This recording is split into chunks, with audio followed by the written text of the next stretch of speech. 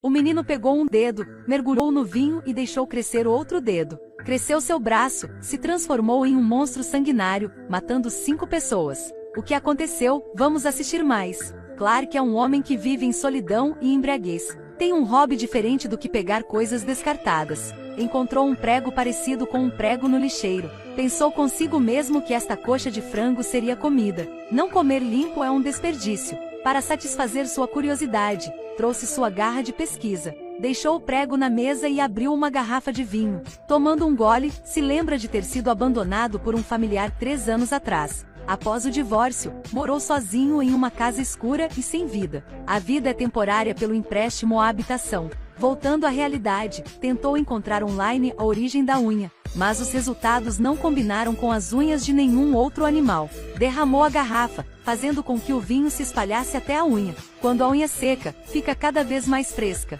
Isso o surpreendeu. Como se tivesse encontrado um tesouro, colocou o prego em uma caixa de plástico e guardou na geladeira. O telefone tocou, o cobrador ligou. O telefonema o frustrou. Perguntou com raiva aos familiares de quem ligou e desligou. Se lembra do passado. Após o divórcio, se casou novamente. Mas suas personalidades diferiam, continuaram brigando o dia todo. A esposa não é razoável, o filho roubou seu carro. A filha se apaixonou por meninos. Se divorciou novamente. No dia seguinte, enquanto estava ocupado, abriu a geladeira, mas não encontrou nenhuma garra. Pensou ter se lembrado por engano, vasculhou a geladeira para procurar. Encontrou o prego caído no chão. Parecia ainda estar vivo e até cresceu mais um dedo. Se aproximou surpreso para pegar o prego, pegou sua mão. Se faz sentir muito familiar. Depois de apenas um dia curto, tinha mais 4 dedos e um braço inteiro estava crescido. Clark estudou, não encontrou nenhuma pista. Colocou o braço na geladeira e trancou, caso escapasse.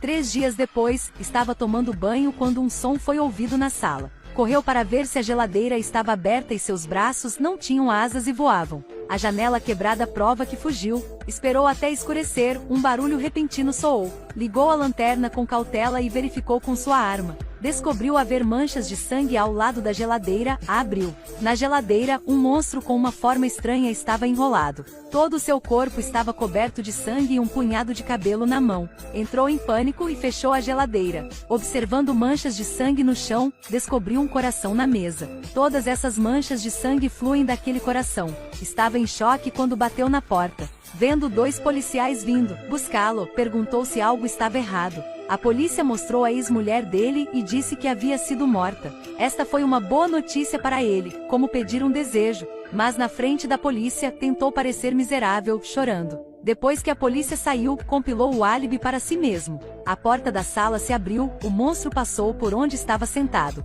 Estava tão assustado que prendeu a respiração. Pelo reflexo na tela, o encontrou bebendo. O monstro rosnou, e Clark estava com muito medo de cair no chão. O monstro correu para ele. Clark se preparou para a tábua de cortar, mas não o machucou. Tentou falar com o monstro, entendendo o que ele estava dizendo. Era como uma meia de tesouro, batizando o monstro de Bob. Parece que gosta desse nome também, acena com satisfação. Limpou as manchas de sangue no chão. A partir de então, Bob se tornou um membro da família, iluminando a vida sombria e miserável de Clark. O vê como um animal de estimação na casa. Dormia na geladeira à noite, assistindo TV enquanto comia pipoca durante o dia. Um dia, estavam assistindo a TV quando um telefone entrou. Pegou o telefone, o outro lado da linha era um cobrador de dívidas. A ligação o deixou louco, respondeu com raiva e quebrou o telefone. Bob sentou-se atrás do sofá, ouviu o som e levantou-se para observar. Pegou a mão de Clark como se para consolá-lo. Clark estava na rua quando um caminhão passou na sua frente. Ficou com raiva com o motorista e o xingou muito. Os 2 lados gritaram juntos, mas não houve conflito. Naquela noite, os cabides do carro e os pertences do motorista reapareceram na casa dele. Conheceu que o monstro o ajudou a se vingar. Como guarda-costas, quem se atrever a tocar em Clark, essa pessoa vai pagar o preço. Vendo Bob passando a noite toda sem voltar, começou a se preocupar. Na manhã seguinte, foi a todos os lugares à procura de Bob, mesmo com medo de que ele tivesse sido levado embora.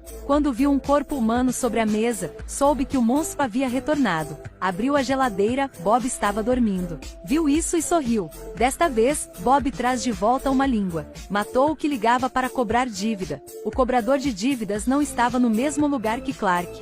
Será que Bob poderia voar? Só precisa de uma noite para chegar em casa? Se perguntava, a polícia bateu na porta. Os 2 filhos de sua ex-mulher estavam desaparecidos. Estava muito calmo, havia preparado o álibi para si mesmo. A polícia descobriu manchas de sangue na camisa dele. Apressou-se em cobrir apenas uma rajada de ketchup para cobrir tudo. Voltando para a sala, viu o monstro sangrento. Desta vez, trouxe de volta 2 cabeças humanas. Clark não ficou satisfeito e disse: "Você não pode simplesmente jogar essas coisas fora. Por que leva para casa? O que fazer com essas 2 cabeças? É difícil lidar com, se não for descoberto, então determinar." No entanto, o papel poderia causar fogo e no final, Clark foi pego. Explicou à polícia que Bob era um membro da família. Não pôde matar nem livrar disso. Afirmou que os assassinatos foram causados por monstros. Não tem nada a ver com ele mesmo. Só pegou um dedo e então se transformou em um monstro. Mas quem vai acreditar nessas declarações míticas? Será que você nunca odiou ninguém?